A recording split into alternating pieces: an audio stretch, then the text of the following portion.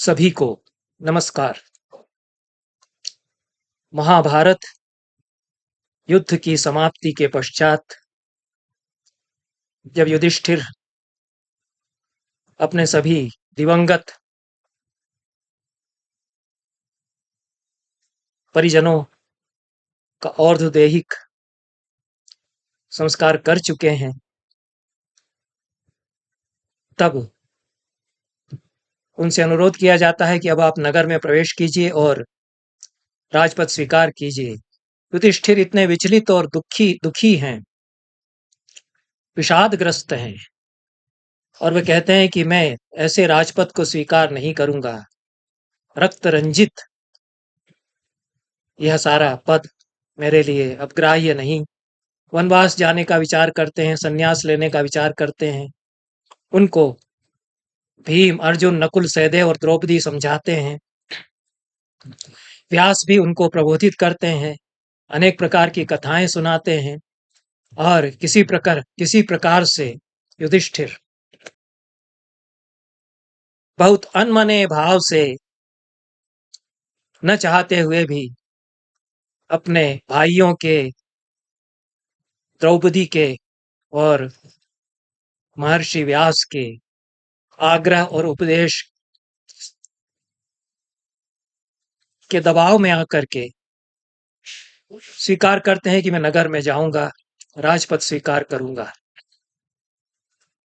इतना प्रसंग शांति पर्व में अध्याय 38 तक बताया गया है। अध्याय 38 के अंतिम श्लोक में, जो कि 49वां श्लोक है 38वें अध्याय का, समीक्षित पाठ संस्करण जो पुण्यपत्तन पुणे से प्रकाशित है, उसमें कहा गया है कि तथा स्वलंकृत द्वारम नगरम पांडु नंदन, अच्छी तरह से अलंकृत किए गए थे जिसके द्वार तोरण सजाए गए थे, ऐसे उस सजाए हुए नगर में पांडुनंदन युधिष्ठिर ने स्तूयमानः शुभैर्वाक्यैः प्रविवेश सुरद्वृतः, शुभ वाक्यों से जिनकी स्तुति की जा रही थी, ऐसे युधिष्ठिर पांडुनंदन ने अलंकृत सजे हुए उनके स्वागत के लिए अपने मित्रगणों से, स्वजन परिजनों से घिरे हुए उन्होंने प्रवेश किया। तदनंतर यह 38वां अध्याय का अंतिम कथन है। 39वां जो अध्याय है उसका शीर्षक पुणे संस्करण में चार्वाक चरित कथनम, यह शीर्षक दिया गया है, चार्वाक के चरित का कथन। गीता प्रेस गोरखपुर के संस्करण में शांति पर्व में 38वां और 39वां अध्याय मिलाकर के समीक्षित पाठ का 39वां अध्याय बनता है। श्लोक संख्या समीक्षित पाठ संस्करण में 49 है, 49 है, और गीता प्रेस गोरखपुर में 38वें और 39वें अध्याय, इन दोनों अध्यायों की श्लोक संख्या 47 और 13 मिलाकर के 50 है। एक श्लोक कुल मिलाकर गीता प्रेस गोरखपुर के पाठ में अधिक है, और वहां एक अध्याय 2 अध्यायों में विभक्त कर दिया गया है। कुछ अंतर के साथ यही स्थिति दाक्षिणात्य संस्करण में है, पर चार्वाक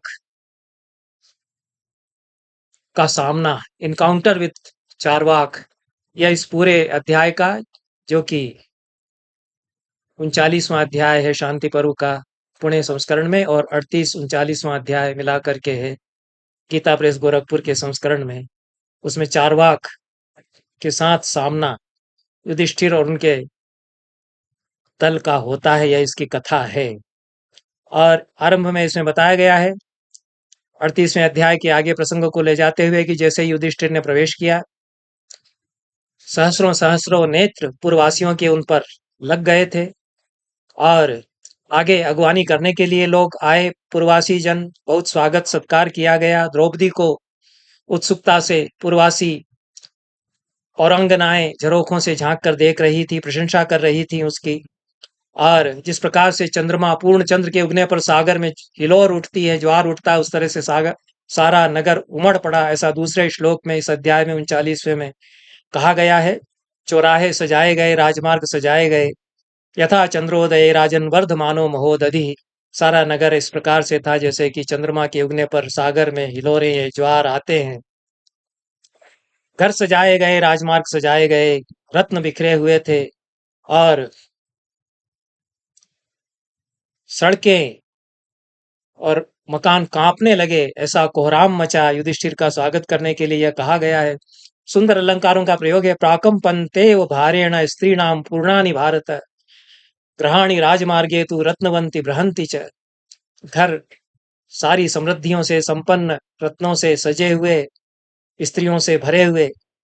वो जब दौड़ी युधिष्ठिर के साथ आती हुई द्रौपदी और भाइयों को देखने के लिए, तो कांपने लगे वे घर। और युधिष्ठिर तो अभी भी अनुताप में थे। ता ता शनैरिव सव्रीडम प्रशंसुर युधिष्ठिरम। सिर झुकाए हुए, लजाए लज्जित से, अनुताप में जलते हुए से युधिष्ठिर नगर में प्रवेश किए कि कितना सब नर संहार हुआ, कैसा पापाचार हो गया, सारे कुल के विनाश का कारण में बना। इस प्रकार से वो चले आ रहे थे। पर वे सारी महिलाएं युधिष्ठिर की प्रशंसा कर रही थीं कि कैसा इन्होंने बड़ा कार्य किया, कैसा अद्भुत शौर्य है इन सब का। और भीम और अर्जुन मातृपुत्रों सारे पांडवों की प्रशंसा खूब हो रही थी। धन्या तुमसी पांचाली, या तुम पुरुष सत्तमान उपतिष्ठसी कल्याणी महर्षि निव गौतमी। हे पांचाली, तुम धन्य हो जो अपने श्रेष्ठ ऐसे नरसिंहों की उपासना तुम करती हो, उनका तुम ध्यान रखती हो। इस प्रकार से वे महिलाएं द्रौपदी की प्रशंसा कर रही थीं। कृष्णा द्रौपदी की बहुत प्रशंसा कर रही थी। और सारे नगर में स्तुतियां, वंदन, आसपास खूब बातचीत, कोहराम, ये सब मचा हुआ था। सब और प्रसन्नता हिलोर ले रही थी। और राजमार्ग पर युधिष्ठिर की यह शोभा यात्रा आगे बढ़ी। राजमहल में, राजप्रासाद में, जिसको राजवेश्म कहा गया है, 8वें श्लोक में उसमें प्रवेश किया। बहुत ही सुखद वातावरण था, उसका चित्रण किया गया है। सारी प्रकृतियां अर्थात प्रजाएं, पुरवासी, जनपदवासी जन, जो आसपास के गांवों से आए हुए लोग थे, भीड़ उनकी लग गई थी। वो सब आपस में बातचीत कर रहे थे प्रसन्न होकर के कि सब कुछ ठीक हो गया। युधिष्ठिर की प्रशंसा में पूर्ववासी लोग गान गा रहे थे एक प्रकार से। दिष्टया जयसि राजेंद्र शत्रुन शत्रु निषूदन। हे राजेंद्र, भाग्य से आपकी विजय हुई है, आपको बधाई हम देते हैं। शत्रु निषूदन आप हैं, भाग्य से आपको फिर से राज्य मिला। प्रजापालय धर्मेण यथेन्द्रस्त्रिदिवम रप। अब आप प्रजाओं का धर्म पूर्वक पालन कीजिए, जिस प्रकार से इंद्र स्वर्ग का पालन करता है। युधिष्ठिर यह सब, इन सब के बीच में वो तो कुछ उत्तर देने की स्थिति में ही नहीं है, बहुत ही असमंजस में हैं और खिन्न भी हैं। वो राजप्रासाद में, महल में प्रवेश करते हैं और उसका बड़ा वर्णन है किस प्रकार से भीतर वे गए। राजप्रासाद में 12वें श्लोक से 39वें अध्याय में, शांति पर्व में, और यह वर्णन चलता है किस प्रकार से देवराज ग्रहोपम, स्वर्ग में जो इंद्र का सदन है, उस प्रकार से सुंदर सजा हुआ उनका जो भवन था, उसमें उन्होंने प्रवेश किया। प्रवेश करते समय आशीर्वाद ब्राह्मणों ने दिए, मंगल कामनाएं उनको अर्पित की। इस प्रकार से बहुत धूमधाम से समारोह हो रहा था और उसमें युधिष्ठिर ने प्रवेश किया। यह 14वें श्लोक तक शांति पर्व के 39वें अध्याय में यह प्रसंग चलता है। भीतर प्रवेश किया उन्होंने और भीतर प्रवेश करके महल में अपना स्थान, वासगृह देख करके फिर बाहर आए। ब्राह्मण द्वार पर खड़े हुए थे। अभिरूप ब्राह्मण थे, विद्वत जन थे, ज्ञानी जन ब्राह्मण थे। वे सब घेर करके उनका स्तुति पाठ करने लगे। और उनसे घिरे हुए राजा युधिष्ठिर शुशुभे विमलश चंद्र तारा गण व्रतो यथा। जिस प्रकार से ताराओं से, तारकों से घिरे हुए चंद्रमा की शोभा होती है, वैसे ही युधिष्ठिर उनके बीच में शोभित हो रहे थे। और कौन्तेय युधिष्ठिर ने उन सबका स्वागत सत्कार किया, जो कि दान दक्षिणा उनको देना थी, उनको प्रदान की। और धौम में अपने जो उनके पुरोहित थे, गुरु थे, उनको आगे आगे करके, और अपने ज्येष्ठ जो गुरुजन हैं, धृतराष्ट्र हैं और अन्य जो कृपाचार्य आदि गुरुजन हैं, भीष्म तो शरशैया पर लेटे हैं, तो उन सबके साथ वे आगे बढ़े इस सारे प्रसन्नता के वातावरण में, तो उसमें गायें दान दी गई, पुण्याह घोष हुआ, शुभ दिन है, शुभ दिन है, इस प्रकार की घोषणा हुई। इतना सब सर ऊपर उठा कि आकाश में गूंज उठा, आकाश जैसे थम गया उससे। और पुण्य श्रुति सुखा वह पुण्याह घोष, ऐसा पवित्र कानों को आनंद देने वाला पुण्याह घोष, मंगल दिन है, इस प्रकार का घोष गूंज उठा दिशा दिशा में। फिर किस प्रकार से वेद के विद्वान मंत्र पाठ कर रहे थे। अंसवन नेदुषाम राजन द्विजानाम तत्र भारती, शुश्रुवे वेद विदुषाम पुष्कलार्थ पदाक्षरा। इस प्रकार से वेद के जो विद्वज्जन थे उनकी वाणी वहां पर सुनाई पड़ने लगी, और अर्थ पदाक्षर वह वाणी थी, पर्याप्त अर्थों से, शब्दों से समृद्ध थी। दुंदुभियां नगाड़े जोर से बजे, शंखनाद हुआ मनोरम, जय हो इस प्रकार का स्वर गूंज उठा दिशाओं में। और उस प्रकार से उस सारे कोलाहल के शांत होने पर चारवाक नाम का एक ब्राह्मण, चारवाक नाम का एक राक्षस जो ब्राह्मण के वेश में था, वह आगे आया और उसने युधिष्ठिर से कहना आरंभ किया। यह 22वें श्लोक में कहा गया है, निशब्दे च स्थिते तत्र ततो विप्रजने पुनः। जब सारे विप्रजन पुण्याह वाचन स्वस्ति वाचन करके शांत हो गए, तब यह ब्राह्मण के वेश में चारवाक नाम का राक्षस, उसको यहाँ कहा गया है, वह आगे आया। अब मैं जो इससे समझता हूं कि ब्राह्मण के वेश में है, या तो इस कारण, या उसका कुछ ऐसा ऐसा महानुभावता उसकी है कि वह आगे आकर के कुछ हाथ ऐसे करता है तो सब शांत हो जाते हैं। कुछ ऐसा तेज तो उसका है ही, नहीं तो एकदम से कैसे शांत हो जाएगा सब। तो इसकी जो पाठ के भीतर जो सब टेक्स्ट में खोजता हूं, इसके भीतर जो अर्थ है वह यही है कि तेजस उसका ऐसा था, महानुभावता तो उसकी थी। एकदम शांत सब हो गए कि अब इसको इनको कुछ कहना है तो शांत हो गए। अब तत्र दुर्योधन सखा, अगले श्लोक में कहा है 23वें में कि वह दुर्योधन का मित्र, भिक्षु रूपेण संवृत है, भिक्षु के वेश में, छद्म वेश में, सांख्य शिखी त्रिदंडी च दृष्टो विगत साध्वस है। अब ये जो शब्द हैं मेरे लिए बहुत साभिप्राय हैं। वो तो ठीक है कि उन्होंने उसको राक्षस कहा है, और यहाँ कहा है कि दुर्योधन सखा, दुर्योधन का मित्र था वह, और वेश बदल करके भिक्षु के रूप में आया था, यह भी कहा है। लेकिन यह कहा है कि सांख्य दर्शन का अनुयायी था, शिखा धारण किए हुए था, शिखी था, और त्रिदंडी था, जो सन्यासी का लक्षण होता है, उस प्रकार का दंड धारण किए हुए था। वो धृष्ट था, प्रगल्भ या ढीठ था, बोलने में निर्भय था, इसीलिए आगे कहा विगत साध्वसः, निर्भय वह था। अब इसमें कहीं ना कहीं चारवाक जो भी है राक्षस उसको कहा गया है। राक्षस के बारे में एक तो कथा में महाभारत की पढ़ चुका हूं कि कितना करुणामय, कितना दयालु, कितना धर्मात्मा वह राक्षस राज है, उस कथा में जो कि महाभारत में आ गई है।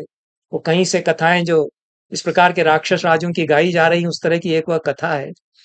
तो राक्षस इसको कह दिया है, इससे बहुत ज्यादा मैं ऐसा उसको बहुत दुष्टात्मा नहीं समझ पा रहा हूं। सांख्य दर्शन का अनुयायी है, यह भी यहाँ कहा गया है, क्योंकि सांख्य, योग और लोकायत, ये तीन सबसे प्राचीन दर्शन है। लोकायत चारवाक दर्शन है, तो सांख्य और लोकायत की तत्व मीमांसा, प्रमाण मीमांसा काफी कुछ मिलती जुलती है। शब्द प्रमाण सांख्य अतिरिक्त मानता है, बाकी 25 तत्व ये भी मानते हैं लगभग, और ये भी मानता है चारवाक भी। तो इनकी बड़ा नैकट्य है, और ये दोनों दर्शन बड़े चुनौती बने अन्य सभी दर्शनों के लिए। इनका खंडन करने के लिए बहुत तैयारी करना पड़ती थी, और फिर उपहास करके ही निवृत्त होते थे। चारवाक के लिए तो कुछ सूक्तियां, तथा कथित सूक्तियां कह दी गई, जो कि चारवाक ने मेरे हिसाब से तो नहीं ही कही थी। सूत्र थे बृहस्पति के, बृहस्पति इस दर्शन के प्रथम प्रवक्ता थे, देवगुरु। और बड़े ज्ञानी थे। उनके मत का तो वर्णन अनेकत्र महाभारत में विस्तार से है ही। और चार्वाक दर्शन का भी प्रतिपादन महाभारत में अनेकत्र है। चार्वाक मतानुयायी बहुत सारे महाभारत में भी आते हैं, और बुद्ध के समकाल में भी ये लोग थे, और बहुत तपस्वी का जीवन ये लोग बिता रहे थे। और जो कह रहे थे वो बड़ी चुनौती बन करके सामने आता था लोगों के, क्योंकि वे प्रजा पालन कैसे हो, दीन दुखियों की रक्षा कैसे हो, अर्थशास्त्र कैसा हो, इस पर जोर देते थे। तो समाज शास्त्र अर्थशास्त्र तो छूट गया।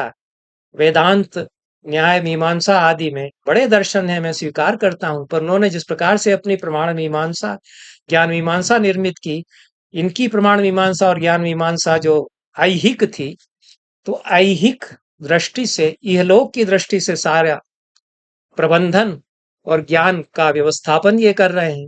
वे परलोक के सुख की दृष्टि से अपने ज्ञान का व्यवस्थापन और प्रमाण मीमांसा का निर्माण कर रहे हैं। तो दृष्टि भेद तो हो जाएगा, लेकिन इसका जो आधार है वह तो बड़ा पुख्ता है। तो यह सांख्य मतानुयायी था, ऐसा भी कहा है। अब चार्वाकों के लिए कह दिया जाता था कि कुछ या तो बौद्ध मतानुयायी तुम हो या सांख्य मतानुयायी हो, तुम्हारी प्रमाण मीमांसा क्या। वहां भी चार्वाक रामायण में आ जाते हैं, जाबाली। तो फिर प्रक्षिप्त अंश जोड़ा जाता है उनको कंडेम करने के लिए कि यथा ही चोरस्य तथा ही बुद्ध, वो तो प्रक्षिप्त श्लोक है। बुद्ध भी चोर थे और तुम भी चोर। बुद्ध भी जिस प्रकार से चोर थे, उस प्रकार से चोर जैसे होता है वैसे ही तथागत थे, इत्यादि कह दिया गया है। प्रक्षिप्त ही है, क्योंकि राम कभी ऐसा नहीं कहेंगे जो जाबाली से वे वहां कहते दिखाए गए हैं प्रक्षिप्त अंश में। तो यहाँ भी जो चार्वाक के धिक्कार के लिए और उसको मार्जिनलाइज करने के लिए, पार्श्व में धकेलने के लिए जो कुछ कहा जाता था कि कुछ तो तुम सांख्य की बात कर रहे हो या फिर तुम बुद्ध मतानुयायी हो गए हो, इत्यादि। और शिखी और त्रिदंडी था, सन्यासी के वेश में रहता था। यह भी नहीं कहा गया है कि भिक्षु रूप में तो समृद्ध था, लेकिन शिखा और त्रिदंड तो उसका है, अपना ही है, और निर्भय वह है। इससे कम से कम यह तो प्रकट होता ही है कि चारवाकों के संबंध में जहां जहां रामायण में भी वर्णन मिलता है, वे बहस खूब करते हैं और निर्भय होकर के अपनी बात करते हैं। उनसे तर्क में जीतना कठिन हो जाता है कई बार। ये राम भी कहते हैं कि यह जो लोकायतिक है, ये वावदूक बहुत हैं।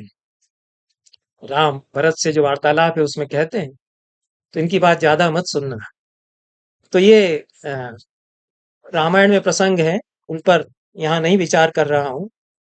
लेकिन वो ब्राह्मण के वेश में था, शिखी त्रिदंडी था।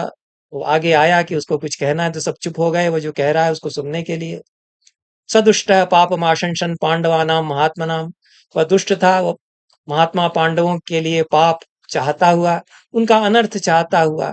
अनामंत्रैव तान् विप्रांस तम उवाच महीपतिम, उन विद्वत जनों से जो उसके साथ थे, उनसे सलाह किए हुए बिना, उनसे पूछे बिना, महीपति युधिष्ठिर से उसने कहना आरंभ किया, इमे प्राहुर्द्विजा सर्वे समारोप्य वचो मई। ये सारे ब्राह्मण मुझ में अपना वचन आरोपित करके कुछ कहना चाह रहे हैं। ये लाइन भी मुझे, ये जो पंक्ति है, यह भी मुझे बड़ी साभिप्राय प्रतीत होती है। अब मैं ये मानता हूं कि चार्वाक के धिक्कार के लिए कुछ बाद में जब भागवत धर्म के प्रचारकों ने थोड़ा सा पाठ इसमें परिवर्धित किया और कुछ संशोधित किया, तो उसमें चार्वाक की विकृत छवि बने इस प्रकार का प्रयास तो किया गया। लेकिन ये तो उन्होंने नहीं बदला। ये इतना अंश मूल महाभारत का है कि वो शिखी त्रिदंडी के रूप में ब्राह्मण वेश में चार्वाक वहां आया, और उसने ये कहा कि ये सारे ब्राह्मण मुझे आगे करके ये कहलवाना चाह रहे हैं। अगर वो विगत साध्वस है, निर्भीक है, तो ब्राह्मण उसके मुंह से अपनी बात यदि नहीं कहलवाना चाह रहे हैं, तो नहीं कहेगा। वो तो यही कहेगा कि मैं निर्भीक हूं, मैं अकेला ही ये बात कह रहा हूं। तो कुछ तो ऐसा होगा कि ब्राह्मण जो समुदाय था, उससे उसकी कुछ आमंत्रणा पहले हुई होगी कि भाई हम ये बात तो कहेंगे युधिष्ठिर से कि दुर्योधन ऐसा ऐसा था, आपने उसकी मृत्यु के लिए सारा ही उपाय रचा, ऐसा कुछ यह संभव है। इस पर विचार किया जाए। जो जिस तरह से इसका पाठ किया जा सकता है, वो एक विकल्प, उस पर विचार अभी किया जाए, बाद में मैं उस पर लौटूंगा। ये ब्राह्मण मेरे मुंह से ये कहलवाना चाहते हैं, अपनी बात मेरे स्वयं कहने में डर रहे, इसका आशय तो ये है। मैं तो निर्भीक होकर के कहूंगा, इसलिए ये जो चाह रहे हैं वे मैं आपसे कह देता हूँ। किमते राज्य न कौन्तेय कृत्वेमं ज्ञाति संशयम। हे कौन्तेय, है कुंती पुत्र, इन सारे अपने रिश्तेदारों, नातेदारों, ज्ञातियों का क्षय करा करके इस राज्य का पालन करके अब तुम्हें क्या मिलेगा। घातयित्वा गुरुंश्चैव मृतं श्रेयो न जीवितम। अपने गुरुजनों का भी वध करवा करके मर जाना अधिक अच्छा है, जीवन से, ऐसे जीवन से क्या लाभ। इति ते वै द्विजा श्रुत्वा तस्य घोरस्य रक्षसः। इतना ही दो ही श्लोक उसने कहा है, और कुछ उसने नहीं कहा, और कुछ अहित हो जाए तुम्हारा ऐसा नहीं कहा, शाप भी नहीं दिया, इतना ही कहा है। तो अपनी बात कह ली उसने। लेकिन अब फिर जो हुआ है कि वो जो ब्राह्मण पीछे खड़े रह गए थे, उस घोर राक्षस के इस वचन को सुन करके, दिव्यथुश्चुप्रुषुश्चैव तस्य वाक्य प्रदर्शिता, उसके वाक्य से प्रदर्शित होकर के निस्तेज जैसे हो गए। कैसे इसने कह दिया इतने साहस से, प्रदर्शित तो हुए, लेकिन अब चूंकि माहौल बदल गया है, युधिष्ठिर परम प्रतापी प्रतीत हो रहे हैं, इतने प्रतापी पांडव उनके साथ हैं, गुरुजन साथ में है ही, तो व्यथित हुए और चिल्लाने लगे, आक्रोश करने लगे। युधिष्ठिर तो और भी अधिक दुखी होकर के सिर झुकाए खड़े रह गए, 29वें श्लोक में कहा गया है। और वे ब्राह्मण भी लज्जित होकर के, परम उद्विग्न होकर के चुप रह गए। ये भी मुझे बड़ा सा अभिप्राय लगता है कि यदि कुछ आपस में मंत्रणा ब्राह्मण वेशधारी चारवाक ने या जो भी सन्यासी वह होगा उसने इनसे नहीं की थी, तो एकदम से ये लोग चुप क्यों रह गए। तुरंत कहते कि नहीं नहीं, हमसे इसने कोई मंत्रणा नहीं की, हमने इससे कभी नहीं कहा कि हमारी ओर से ये कहो, ऐसा कुछ तो कहते। तुरंत नहीं कहा उन्होंने, चुप रह गए। ये मुझे थोड़ा सा इसमें विचारणीय लगता है। युधिष्ठिर तो वो दुखी हो ही गए थे। युधिष्ठिर ने कहा, वो लोग कुछ नहीं बोले, ब्राह्मण लोग जो अभी तक खूब स्तुति कर रहे थे, तूष्णी मासन ऐसा कहा गया है।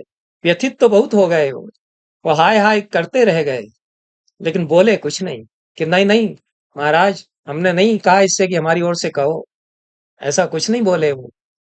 ये विचार करने की बात है। युधिष्ठिर ने कहा है 30वें श्लोक में, प्रसीदन्तु भवन्तो में प्रणतस्याभियाचितः प्रत्यापन्नम व्यसनिनम न माम धिक्कर्तुमर्हतः। ये भी युधिष्ठिर का जो कथन है बहुत विचारणीय है। वो अकेले चारवाक से नहीं कह रहे हैं, उन ब्राह्मणों के मुख देखते हुए ये कह रहे हैं कि आप लोग प्रसन्न हो जाइए मेरे ऊपर, मैं तो वैसे ही पहले बहुत दुखी हूं, मैं प्रणाम करता हूं आप लोगों के चरणों में, याचना करता हूं। मेरे ऊपर बड़ी विपत्ति टूट पड़ी है, कैसे संकट में मैं तैयार हुआ हूं इस राज्य को संभालने के लिए, मेरे ऊपर इतना बड़ा व्यसन या विपत्ति है, आप लोग भी मुझे धिक्कार करेंगे तो क्या मेरा होगा। तो प्रत्यापन्नम व्यसनिनम, ये मेरे ऊपर ये संकट आ पड़ा, मेरे ऊपर इतना बड़ा व्यसन है, और मैं तो विनय आप लोगों से कर रहा हूं कि अब और मुझे शाप मत दीजिए, मुझे धिक्कार मत कीजिए, मुझे धिक्कृत मत कीजिए। ब्राह्मणों से कह रहे हैं, सबसे, उससे तो कुछ बोल ही नहीं रहे हैं। अब यह भी विचारणीय है कि युधिष्ठिर ने ऐसा क्यों कहा। यदि कुछ ऐसा ब्राह्मण लोग कह देते कि नहीं नहीं महाराज, हमारी तरफ से नहीं बोल रहा है, फिर ब्राह्मण बोलते हैं 31वें श्लोक में, ततो राजन ब्राह्मणास्ते सर्व एव विषामपते ऊचुर नहीं तद बचोस्माकम श्रीरस्तु तव पार्थिव। तब ये ब्राह्मण बोले कि हे विषामपते, हे प्रजाओं के स्वामी, ये हमारा वचन नहीं था, आपको लक्ष्मी प्राप्त हो। जज्ञुश्चैव महात्मानस ततस्तम ज्ञान चक्षुषा ब्राह्मणा वेद विद्वांसस तपोभिर्विमलीकृता। उन ज्ञान के नेत्रों से उस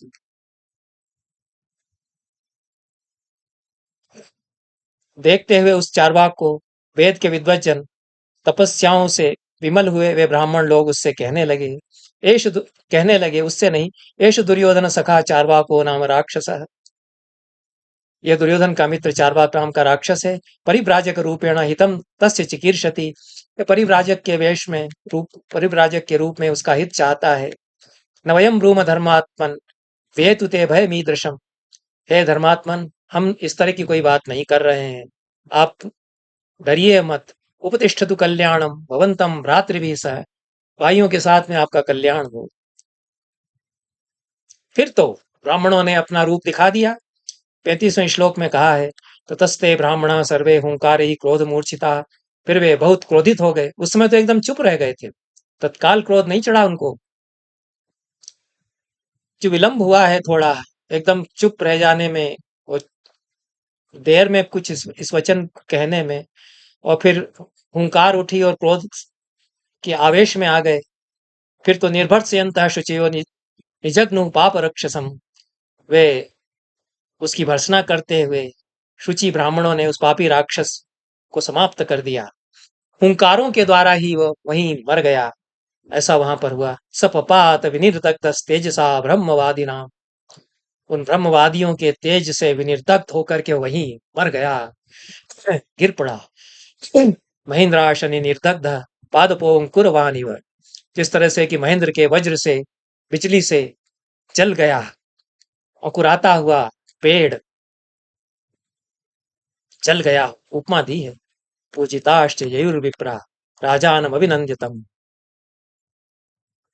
सुपूजित हुए वे सारे विप्र, उन्होंने ऐसा कार्य जब कर दिया, राजा युधिष्ठिर का अभिनंदन उन्होंने किया। राजा च हर्ष मापे दे पांडव ससुरज जन। पांडव राजा युधिष्ठिर भी हर्ष को प्राप्त हुए अपने मित्रों के सहित।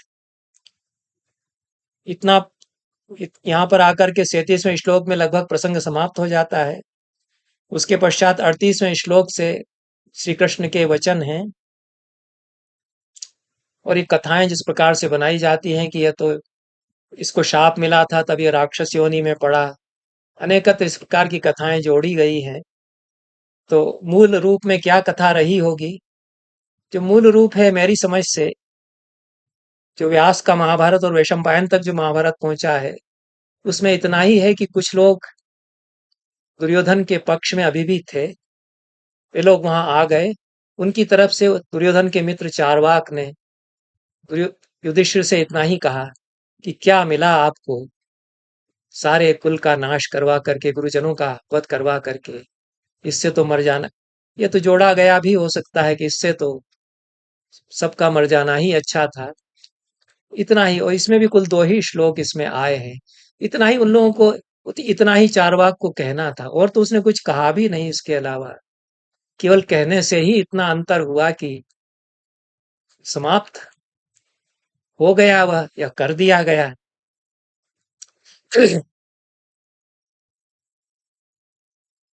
तब श्री कृष्ण कहते हैं, देखते हैं कि युधिष्ठिर अभी भी मन ही मन बहुत खिन्न है कि कैसा प्रसंग उपस्थित हो गया। सन्यासी यह था, शिखी त्रिदंडी था, यह सन्यासी के वेश में, भिक्षु के वेश में था, ब्राह्मण के वेश में था। ब्राह्मण भी कह रहे हैं यह निष्प्राण हो गया ब्रह्म तेजस से। तो श्री कृष्ण कहते हैं कि ये भूदेव हैं ब्राह्मण, ये तो सदा अर्चनीय हैं। एते भूमिचरा विप्र, एते भूमिचरा देवा वाग विषा सुप्रसाद का। इनकी वाणी में ही जहर होता है। इन्होंने जो कुछ उसकी भर्सना में कहा, उसी से वह निष्प्राण हो गया। पुरा कृत युगे तात चार्वाको नाम राक्षस तपस्ते पे महाबाहो बदर्याम बहुवत्सरम। हे तात, चार्वाक नामक राक्षस सत्ययुग में हुआ। उसने बदरिकाश्रम में महान तप किया। सारे तपस्वी घोर तपस्या करने के लिए बदरिकाश्रम में ही जाते हैं। चारवाक भी वहीं रह करके तपस्या करता रहा। राक्षस कुल में उत्पन्न हुआ था, ब्राह्मण भी होगा, क्योंकि रावण भी राक्षस कुल में उत्पन्न हुआ, ब्राह्मण था। और ब्रह्मा ने उसके सामने प्रकट होकर के उससे निहोरा किया, छंद्यमानो वरेणाथ। निहोरा किया कि वरदान मांग लो। छंद्यमान वह हुआ ब्रह्मा के द्वारा। एक ही वर उसने मांगा कि मैं सभी प्राणियों से निर्भय रहूं। अभयम सर्वभूतेभ्यो वरयामास भारत द्विजाओ मानादन्यत्र प्रादात वरमनुत्तमम्। मैं सभी प्राणियों से निर्भय रहूं इतना ही वर मांगा। ये भी मुझे बड़ी साभिप्राय पंक्ति प्रतीत होती है। रावण की तरह यह नहीं मांगा कि मुझे कोई मार न सके इत्यादि, मेरी मृत्यु न हो सके, ऐसा कुछ नहीं। निर्भय होने का वर मांगा इसने सभी प्राणियों से। और ब्रह्मा ने वर यह दिया कि सभी प्राणियों से निर्भय रहोगे, केवल ब्राह्मणों का अपमान यदि करोगे तो भय तुम्हारे लिए होगा। द्विजावमानाद अन्यत्र प्रादाद वर मनुत्तमम। द्विजावमान को छोड़ करके शेष सृष्टि से तुम निर्भय रहोगे, तुम्हें भय नहीं होगा। ये एक अलग प्रकार का वर उसने मांगा और अलग प्रकार का वर उन्हें दिया। अब उसने युधिष्ठिर से कुछ कहा। ब्राह्मणों का अपमान उसने आपाततः कुछ किया हो ऐसा मुझे नहीं लग रहा है। इसमें विचारणीय बहुत है, क्योंकि महाभारत फिर रोमहर्षण के बाद उग्रश्रवा और फिर भागवत धर्म के अनुयायियों द्वारा कुछ जो थोड़ा परिवर्धित किया जा रहा है, तो चार्वाक को तो उसमें समाप्त होना ही है। और वासुदेव के मुख में ही वचन, क्योंकि वो भागवत धर्म के आराध्य तो वे हैं, तो उनके मुख में ही ये वचन डाला जाएगा। इसलिए अच्छा किया वासुदेव शरण अग्रवाल जी ने कि वे चुप रहे हैं इस प्रसंग पर। वासुदेव शरण अग्रवाल इतने महापंडित हैं, बड़े ज्ञानी हैं, और वे बोलते इस पर तो फिर कहना पड़ता है कि कैसे भागवत धर्म, कुछ जगह जगह तो वो यही कह रहे हैं कि कैसे भागवत मतानुयायियों ने शुंग काल में आकर के और तीसरी शताब्दी ईस्वी में गुप्त काल तक, गुप्त काल के आरंभ के समय तक कुछ प्रसंग इसमें जोड़े हैं। तो जहां उन्हें बहुत ऐसा लगा वहां तो उन्होंने कह दिया कि ये थिगली जोड़ी है, इस तरह के और शब्दों का प्रयोग करते हुए उन्होंने कह दिया। और पूरे महाभारत का भाष्य उन्होंने इतना सुंदर लिखा है। भारत सावित्री पूरे महाभारत की कथा बहुत सुंदर ढंग से बताई है। किसी ने इतने अच्छे ढंग से महाभारत को समराइज करते हुए भाष्य उस पर नहीं किया। प्राचीन ग्रंथों के बहुत बड़े भाष्यकार हमारे युग में वासुदेव शरण अग्रवाल हैं, लेकिन अब वो जो स्थापनाएं कर गए हैं और यहाँ अंत में शांति पर्व में आकर के उनको जब ये दिखता है तो इसको छोड़ करके बढ़ जाते हैं, नहीं कुछ कहते। पुणे संस्करण उनके सामने है, दूसरे संस्करण भी उनके सामने है, पुणे संस्करण को बड़ा प्रामाणिक भी मान रहे हैं, तो 39वां अध्याय छोड़ देते हैं। जहां उनको बहुत विस्तार में जाकर के भाष्य करना होता है वहां तो खूब अच्छी तरह करते हैं। इसलिए बहुत सारी बातें इस अध्याय में विचारणीय हैं।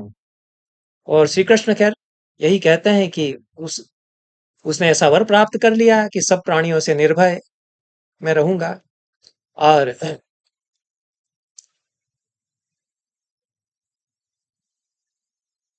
अब इसमें यह भी नहीं कहा है कि वो सारी प्रजाओं को त्रास देने लगा। तीव्र कर्म उसने किया और संतप्त उससे रहते थे लोग, इतना कहा है इसमें।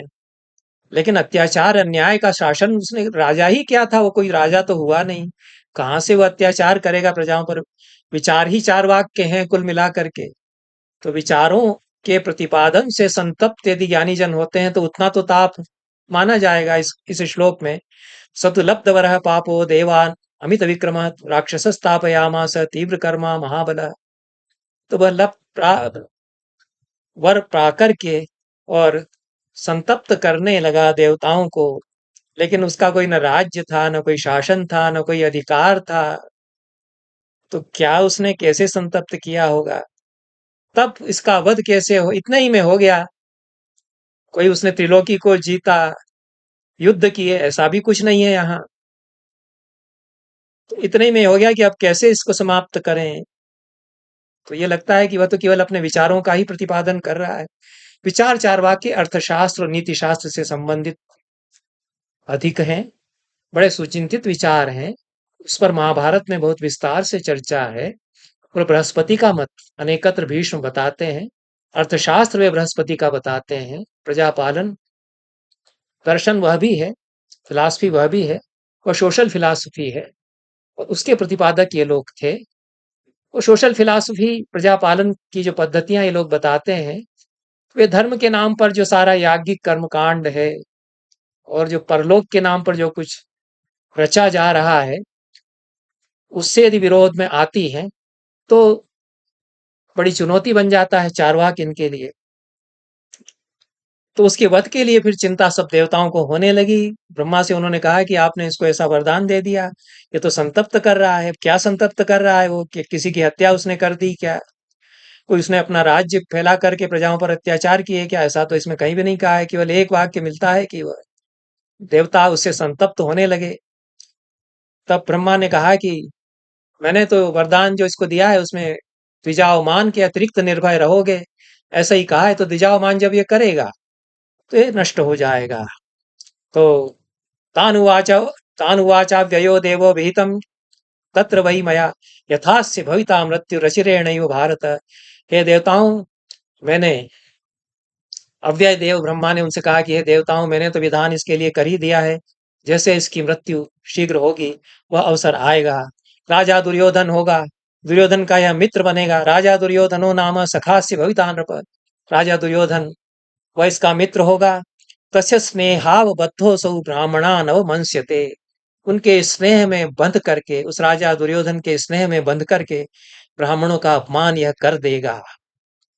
दो वाक्य चारवाक ने कहे थे कि आपने सारे स्वजन परिजनों को नष्ट करवा दिया, और इसी तरह का कुछ कहा था। दुर्योधन से अच्छे संबंध रहे होंगे, यह तो इस प्रसंग से विदित होता है। तो ब्रह्मा ये कहते हैं कि यह दुर्योधन के स्नेह संबंध के कारण ब्राह्मणों की अवमानना करेगा, उससे ब्राह्मण रुष्ट होंगे। विप्रकार प्रदर्शिता, अपने अपने अपमान से प्रदर्शित होकर के, दक्षंति वाग्बला पापम ततो नाशम गमिष्यति। अपने वाग्बल से, वाणी के बल से इसको वे जला डालेंगे, तब इसका नाश हो जाएगा। स एष निहतश्चेते ब्रह्मदंडेन राक्षस। युधिष्ठिर से कृष्ण कहते हैं कि वह राक्षस ब्रह्मदंड से मारा गया, गिरा है धरती पर, चारवाक राक्षस। हे भरतर्षभ, हे भरत वंश के श्रेष्ठ नृपति श्रेष्ठ युधिष्ठिर, दुखी मत होइए। युधिष्ठिर इस पर भी बहुत दुखी हो गए कि सन्यासी था, कुछ कहना चाह रहा था, इन लोगों ने धिक्कार धिक्कार किया, मर करके गिर गया है। तो उस पर जो दुखी हो रहे थे, तो कृष्ण समझाते हैं कि अब किसी को समझाने के लिए तो फिर एक कथा बनाई जाती है कि पूर्व जन्म में यह था, पूर्व जन्म में भी चारवाक ही था, और उसको फिर ऐसा वरदान मिला, तो अब ये, या सत्ययुग में यह चारवाक हुआ है और उसको ऐसा वरदान मिला, तो अब यह द्वापर युग में दुर्योधन का मित्र हुआ, और इसने दुर्योधन के स्नेह के कारण जो अपमान किया है ब्राह्मणों का, उसके कारण यह ब्रह्मदंड इसको लगा है। और आप दुखी मत होइए, जो इसने कहा है कि सारे स्वजनों को तुमने मरवा दिया। तो वह प्राप्त से स्वर्गम जित्वा वा मोक्ष से महिम, अर्जुन से कह ही चुके थे। तो हतास्ते क्षत्र धर्मेण ज्ञातयस्तव पार्थिव, स्वर्गताश्च महात्मानो वीरा क्षत्रिय पुंगवा। ये क्षत्र धर्म से मारे गए तुम्हारे जो ज्ञातिजन थे, नातेदार रिश्तेदार जो थे, क्षत्रियों की तरह युद्ध करते हुए मारे गए, वे स्वर्ग में पहुंचे हैं। उनके लिए दुख क्या करना। सत्वमातिष्ठ कल्याणम माते भूत माते भूत ग्लानि रच्युत। हे अच्युत, तुम कल्याण में समाहित हो जाओ, तुम्हें कोई ग्लानि अब न हो, और शत्रुओं पर विजय प्राप्त करो, ब्राह्मणों का पालन करो। यह 49वें श्लोक में, जो इस अध्याय का 39वें अध्याय का अंतिम श्लोक है, उसमें कहा गया है। उसके साथ यह प्रसंग समाप्त होता है। और इसमें कुछ जो बातें बहुत स्पष्ट हैं, जो कि मूल पाठ महाभारत में है ही, रही ही है, कि चारवाक सांख्य मतानुसारी कोई है, ब्राह्मण वेश में रहता है या वेश बदल करके आया है, कह नहीं सकते हम। लेकिन और कुछ उसने नहीं कहा, यह भी स्पष्ट होता है। केवल दुर्योधन के स्नेह के वशीभूत होकर के उसने इतना सुना दिया युधिष्ठिर को, और कुछ नहीं कह रहा था। और कुछ अहित का प्रपंच रच रहा हो युधिष्ठिर के लिए, ऐसा भी नहीं था। अब दुखी थे युधिष्ठिर, तो उससे वे कहीं आत्महत्या कर लें, ये तो डर था। तो इतना उसने कह दिया, क्योंकि वह भी दुखी था दुर्योधन के इस प्रकार से मारे जाने के कारण। इसमें एक प्रसंग और याद रखना चाहिए कि बलराम भी बहुत कोपावेश में आ गए थे, वो भीमसेन का वध करने पर उतारू हो गए थे, जब भीमसेन ने छल से दुर्योधन का वध कर दिया, या उसकी उसकी जंघाओं पर, उसके मर्मस्थल पर प्रहार किया, जिस पर धर्मसम्मत युद्ध में जिस अंग पर प्रहार नहीं किया जा सकता, वहां पर गदा से उन्होंने प्रहार किया, तो वह गिर पड़ा। बलराम जो वहां तीर्थ यात्रा पर थे और लौट करके आए थे, उसी समय इसको देख करके बहुत ही क्रुद्ध हुए। उनका प्रिय शिष्य था दुर्योधन, उनका बड़ा स्नेह था, और वे तो दुर्योधन की ओर से लड़ पड़ते, पर कृष्ण के समझाने पर वे तीर्थ यात्रा पर चले गए युद्ध छोड़ करके। उन्होंने कृष्ण से भी कहा था कि तुम भी मत इसमें सम्मिलित हो, मैं भी इसमें सम्मिलित नहीं होता हूं, पर कृष्ण ने कहा कि मैं तो पांडवों के पक्ष से सारथी के रूप में तो रहूंगा ही। तब वे विरक्त होकर के तीर्थ यात्रा पर चले गए थे, और युद्ध समाप्त हो गया है ऐसा समाचार सुनकर के वे लौटे, तब दुर्योधन के साथ भीम का गदा युद्ध चल रहा था। उन्होंने दुर्योधन को इस प्रकार से गिरते देखा, खिन्न और रोषाविष्ट हुए, बहुत उन्होंने सुनाई। बलराम से तो किसी ने कुछ नहीं कहा, लेकिन यहाँ उस तरह की बात यह कर रहा है चारवाक, तो इस पर ब्रह्मदंड गिरा। ये बातें विचारनी है। इसमें जो सत्य बात है वह यह है कि दुर्योधन और चारवाक में मैत्री थी, क्योंकि चारवाक एक विचारक है, यह भी इसमें सत्य है। उनका एक मत है, यह भी वो सत्य है। और कुछ वो नहीं कर रहा है, कोई अत्याचार प्रजा पर कर नहीं रहा है, तो अपने ही बात कह रहा है, प्रगल्भता के साथ निर्भय होकर के अपनी बात वह कहता है। जो उसको लगा यहाँ पर भी उसने निर्भय होकर के कह दिया, या उसने नहीं सोचा कि हमारा वध ही हो जाएगा। युधिष्ठिर को कुछ सुनाने के लिए, कुछ जली कटी सुनाने तो चला आया था। दुर्योधन से मैत्री थी। अब इसकी एक परंपरा का संधान जब हम करते हैं कि चारवाक मतानुयायी अमात्य तो दशरथ के भी हैं, जाबाली, उनको भी चारवाक मतानुयायी कहा है। और इतिहास ये बताता है कि राजा अपने अमात्यों में एक चारवाक मतानुयायी को रखते थे, क्योंकि वह अर्थशास्त्र और समाजशास्त्र का ज्ञाता होता था। इनका स्पेशलाइजेशन इसमें होता था, तो ये समाज दर्शन की, प्रजा का पालन अच्छी तरह से कैसे हो, इसकी बात ये लोग अधिक करते थे। और अन्य दार्शनिक जो थे उनको यह अच्छा नहीं लगता होगा। ये तो अभी भी हो रहा है, उसको मैं नहीं कहूंगा कि जो मजदूरों के, श्रमिकों के लिए कुछ कहे, बेरोजगारों के लिए कहे, उसको अन्यथा किस प्रकार से अ, दूषित किया जाता है शब्दों से, यह हमेशा ही होता आया है। फिर भी राजा लोग जो प्रजा का हित चाहते रहे हैं, वे चारवाक मतानुयायी को अपनी अमात्य परिषद में एक रखते हैं, ताकि ये बता सके कि प्रजा के लिए हमको और क्या करना चाहिए। ये परंपरा इतिहास में मुझे मिली कि कर्नाटक के एक शिलालेख में राजा के लिए कहा गया है कि उसके मंत्रियों में एक चारवाक मतानुयायी था। तो इससे ऐसा लगता है कि दशरथ से लगा करके, रामायण काल से लगा करके बाद की शताब्दियों तक चारवाक मतानुयायियों को ससम्मान राजा उनकी सुनते थे, और उनके सुझावों पर विचार भी करते थे, क्योंकि उनका एक क्षेत्र था और अपने क्षेत्र के वे विशेषज्ञ थे, और वे प्रजाहित की बात कदाचित करते होंगे, ऐसा मुझे लगता है।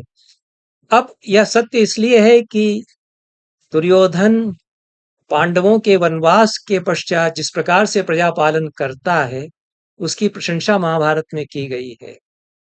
भारवी भी किरातार्जुनीयम में पूरा एक सर्ग दुर्योधन कितने धर्म पूर्वक प्रजा का पालन कर रहा है, वो महाभारत के आधार पर यह वर्णन करते हैं। तो यह दुर्योधन स्वयं जब वनवास से लौट करके पांडव आधा राज्य मांगते हैं, तो यही कहता है कि मैंने धर्म पूर्वक प्रजा का पालन किया, प्रजा मुझसे बहुत संतुष्ट है, मुझे सब चाहते हैं, मैं क्यों दे दूं तुम लोगों को पृथ्वी, यह तो मेरी है, राजा का बड़ा बेटा मैं हूं, मुझे यह मिली, मैं इसका पालन कर रहा हूं, मैं तुम लोगों को नहीं दूंगा, ऐसा वह कहता है।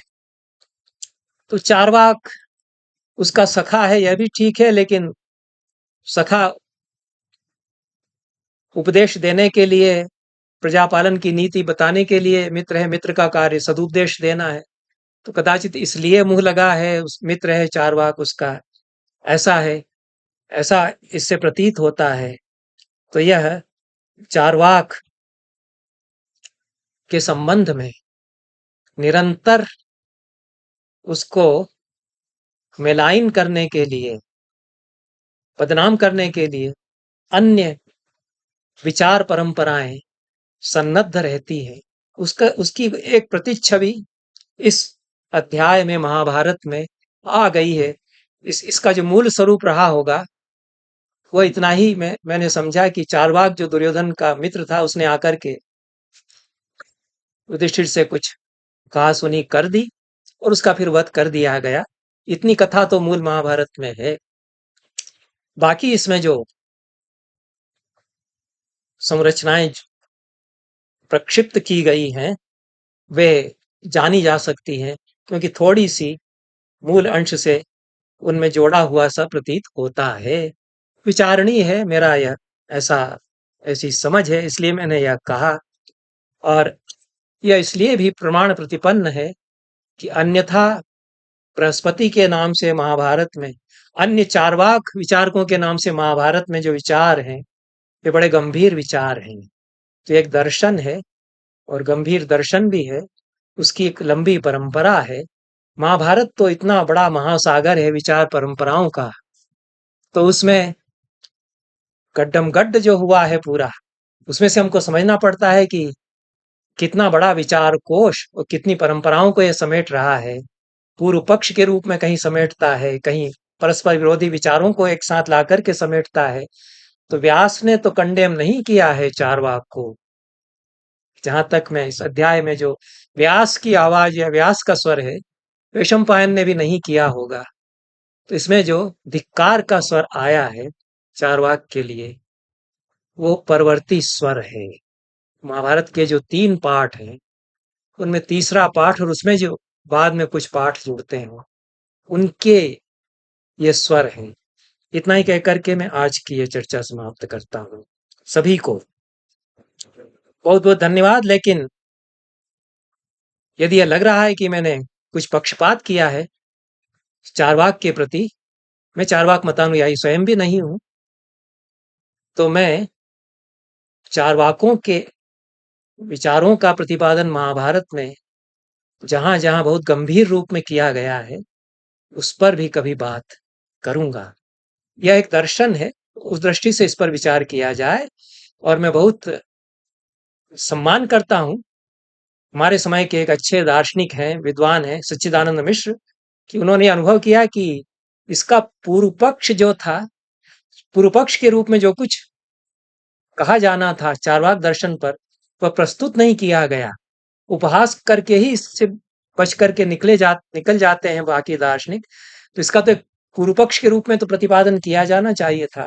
तो उन्होंने नव चारवाक कारिकावली बहुत अच्छा ग्रंथ लिखा कारिका और भाष्य में, कि चारवाक के पूर्व पक्ष को इस तरह से कहा जाना चाहिए था, फिर उसका खंडन करिए।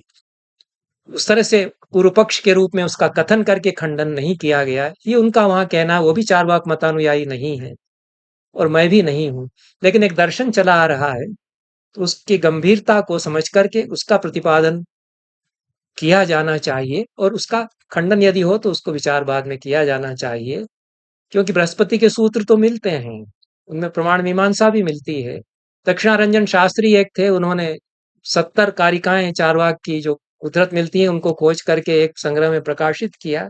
लेकिन मूल बृहस्पति के जो सूत्र हैं वो उनसे लगता है कि ये चला आ रहा था, पहले प्रवक्ता इसके बृहस्पति हैं। उस रूप में चारवाक नाम का यह विचारक महाभारत काल में भी था। हो सकता है कि जो चारवाक के शिष्य परंपरा में आचार्य है उनको भी चारवाक कहा जाता हो, क्योंकि सतयुग में एक चारवाक हुए, फिर वो त्रेता में भी रहे, फिर द्वापर में भी आ गए, तो लगता है कि इनकी परंपरा चली आ रही है। तो इस पूरा जो चारवाक चरित निरूपणम पुणे में यह 39वां अध्याय है शांति पर्व का, इस दृष्टि से भी इसके पाठ की परीक्षा की जानी चाहिए। धन्यवाद। नमस्कार।